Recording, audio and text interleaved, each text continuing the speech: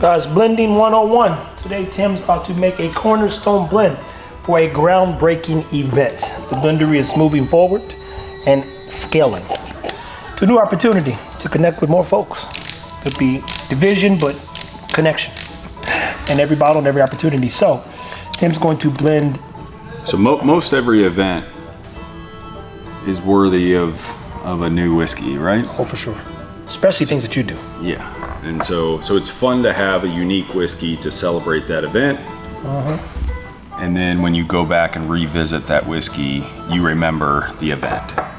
That's more fun. We got a lot of members that come in, and whether they're going on a ski trip or whatever, they want to make a unique whiskey to commemorate that event or what they're doing. And then so they have a wall of whiskey now of stuff that they created. Yeah. And they can remember everything that they celebrated along the way because of those bottles. And this is one that you're going to sell, or you're just making it to pour and pass along? We don't have any boundaries. So we're making whiskey to make the best whiskey, and I don't know how many bottles we'll be able to make. Some of these components are low. And then based on what it tastes like and how many I can make, then that'll determine if we'll sell it or how many we can do. But we'll bring this on the groundbreaking for the toast. So we've invited our Patreon and our founding members so they can join us at the groundbreaking. Okay. So not everybody's invited. That's good to know. We don't have room for everybody. Hey, sometimes that bus fills up. That bus will fill up, so you better make sure you're with the right folks. Uh-oh. Hopefully I didn't one and done this thing. And would you use 2 parts of 2 different things, or? I did an 80-20 blend. I figured that. It's 8 and 2. 8 and 2.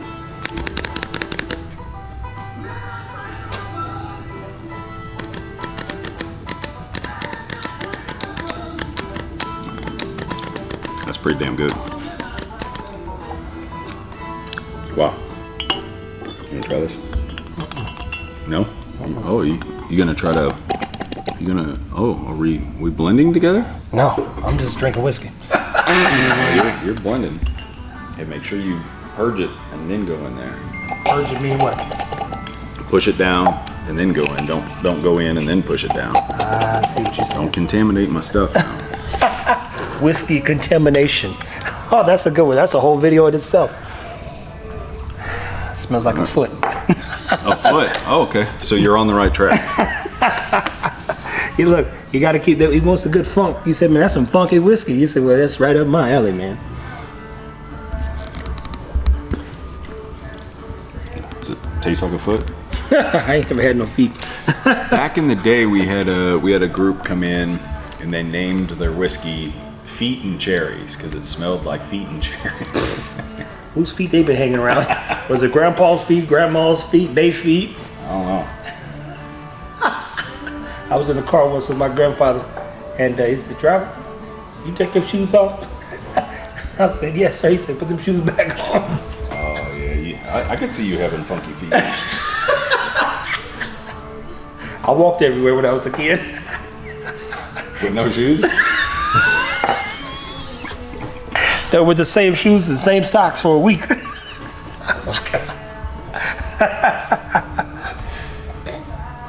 But that's changed, right? Oh yeah, you can't put no stale socks on now. No. And that's pretty good. 563. Oh, you're using 563. That's what I use. What is that one? All right. Yeah, that's probably the best single barrel out of here. So if you, hey, just pull out. Don't be purging and contaminating. And are you even seeing what you got there? Do you even know what you're doing? I used to. I know which ones I use, Les. All right, perfect. Now get out. There you go. Go get a different pipette. He's like, this is pipette abuse. You're abusing the whiskey in the pipette. You're messing with my process. That's why he contaminated the whiskey. Who knew that That's whiskey? not funny. It's terrible. Whiskey contamination. This one looks like a better pipette. Well, I guess this one's more specific though.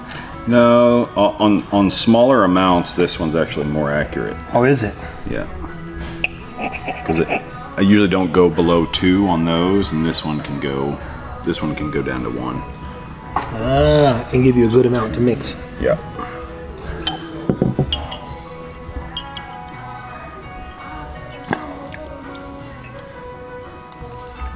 Man, you haven't made a blend in a long time.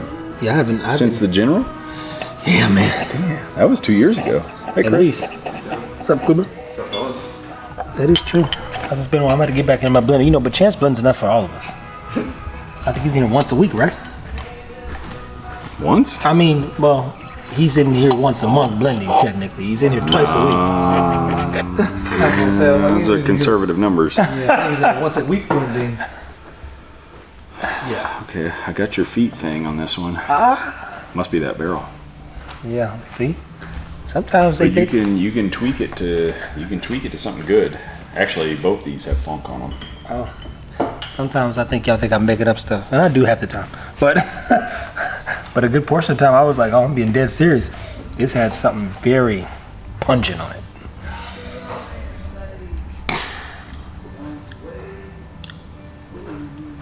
That didn't work. That's why I didn't say nothing when I blended it with that thing. The finish was getting better, but Yeah. So at this moment in time, even I just use twos. You know, 2 parts, 2 parts. It literally just stops right here at the front, so no finish at all. And that's not a good thing, but that funk was there.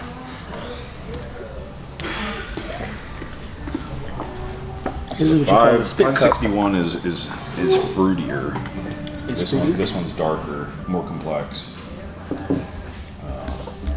Yeah, that one's nice. It's got a good nose. Yeah, that one's nice.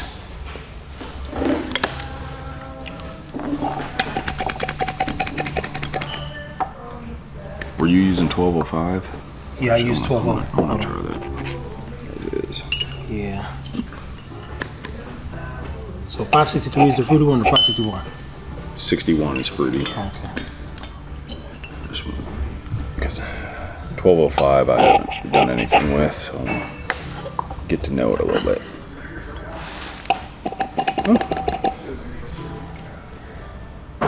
Oh, yeah. So interesting. That would be cool if you made the Cornerstone blend. I don't know if that would be cool. I wouldn't jump to conclusions. I wouldn't either, but if you could make it, if you could stumble upon the right ratio. I'm working on it, man. Look. I'm finding out which ones don't work. Nah, but look, you know, when we first started, I had no See you, perspective. Tony. Yeah. Thanks. I had no perspective on flavor or how to communicate about whiskey. So even when he tried it and said that he, like, oh, there goes that foot thing. I was like, yeah, no, that's exactly what I smelled. Something a little, you know, wasn't that's not awful. It's like, but it's There's a good funk and a bad funk. yeah. That was a bad funk. And that's why I was like, ooh, I don't know if a funk Like some of the Heaven Hill funk, that's the good funk. I like that. yeah. And some of like the older barrels we got, and like 2 years ago, that rustled feather, that funk, like that old turkey funk, that's a good funk. But your feet funk is not a good one. No. And I use it exactly in those contexts. And he said, oh, there's a foot. Walking in the wrong direction, buddy. Wrong direction. Well, guys, we're going to try to come up with Cornerstone. We'll close this out if we crack the code. We've got some time to put a good whiskey on the table. And you know what? I might press my luck and see if I can come up with something. But this is all I can work with, huh? No, I mean, you can work with whatever you want. But this is what you chose based on what exactly? That's a good one. Like, what is it that you choose? Like, how do you choose which barrels you want them to pull, to play with, to put together? I've looked at some of what I would consider some of our best blends that we've done in the last month. Oh. And components of those blends, and at what percentage does this barrel and that barrel play well. So that gives me a starting point. Okay. So this is kind of my starting point. I think there's a lot of other things over there that we could use.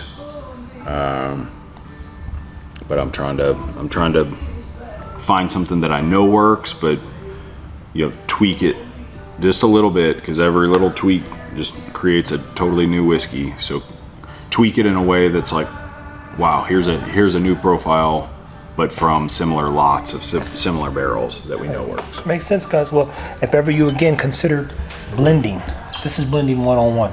Patience and time, not all day. Having a good starting point. He's got the data to support that's best bottles we put out in the recent years, or month to say the least. These are the ones to start with. And then when he starts stumbling on something, he'll go, hey, I think this one will work. And then he'll fine tune, tweak, and then put a little bit more magic out there. And next thing you know, the deal's done. You know when you land the plane, you know. There you have it, guys. We're gonna try to land the plane today because we're breaking ground next week. Keep it with me. All right, man. So Tim cracked the code. I helped. Yeah, you did. I don't know if I did it. I think we both did it. You know what I enjoyed most was seeing you go, oh wow, that is good. Oh, he does that. Oh, you hear that? Oh, it's like Santa Claus laughing. He's like, oh, that's good whiskey, buddy. So when I heard that, I was like, oh shit, this might work. And I don't second guess myself. So when I handed it to him, I knew that it was like, because I like good stuff like you do. I want good flavors. When I cook, I want texture, savory, soft. I want flavor in there, period. Everything I make has got to have something that makes people say, wow, what did you do to this? That's my goal. Yeah. The whiskey, man. Walk them through what you figured out and what the Cornerstone means to you. Well, you came up to the blend. You came up with the base blend, and then to try to make it better, we always try to go up and go down. Like we referenced the Price is Right. Yeah, to where the blocks, and you're trying to guess the price of the car. So here's not the right price. It's one number up or one number below. So you have to hit up or hit down. So if it's a 3, it's either a 2 or a 4. Yeah. And so that's what we do on the blend. Once we come up with something really good, now we want to make sure it's the best version. So we'll go up and we'll go down and play with water and air and do all that stuff to make it really good. And came up with the top 2, and then pretty much unanimous. Yeah, I think it was unanimous. I didn't get your vote, but I don't have to, man. You know, this is about the people, and I'm just grateful that I could add value. And that value is like, hey, here's the formula. You got to playing with it, and I love seeing your excitement about that and not having to crack it alone. You know, Tim's a team player, which I love being here. Cornerstone is about building a bigger team. And it has the majority of the blend is what's in the Founder's Barrel right now. It just happened to be that way. So that's pretty cool too. See, I don't know any of these things. You didn't know any of that. All I know was this made the most sense. You told me these ones were fruit flavored or fruit forward. Yeah. And I like, okay, if I was going to build a meal around something that had fruit, I would want spice and something else. So I tried to find something that had rye and then he said it's missing complexity. So we got to one moment where it's like, that's good. Now I want to add a historic component to it per se. Hence the word complexity. And you was able to like crack the code on it. Then everyone here said the same thing. And it was BBB. Yep. And it was all good. Yeah, very good. So yeah, we've got 45 minutes to make it, and because we can't wait. No, they can't wait. Got to do it now. It'll be a different whiskey tomorrow, guys. Well, big thank you to those people who've been a part of Whiskey Blendery's story and history. This bottle is a historical moment and the Blendery's next step to bettering the world of whiskey, to say the least. But even more importantly, human experiences. Bringing people together, talking about whiskey, talking about family, talking about life, growing your business, being a better person. So many things happen here that you literally can't put into words, right? And I say keep it about the whiskey, but it's family and friends and futures all being discussed here, to say the least. So I'm glad I got to participate. 2 years later, I finally did a blend. He's like, man, this is fun. It's like, I'm like, no, what are you sit here all day this whole time? I had no clue, and I've shot a good portion of you know, those historical moments. Yeah, you started sounding like everybody that you posted the videos about. Oh man! And then you act surprised about it. This is crazy. This is what they're doing. This is nuts. Yeah. 2 years later, guys. So I guess you'll be making more blends now. That's for sure. If it's like this, I think there's something there, and I'm always here to help. And if I could help keep people engaged, involved in whiskey, then you know, we'll be okay, guys. So thank you for watching as always. The Blendery's about to get bigger, which means we got to get better. And we're going to be better because of every one of you who walked through the doors.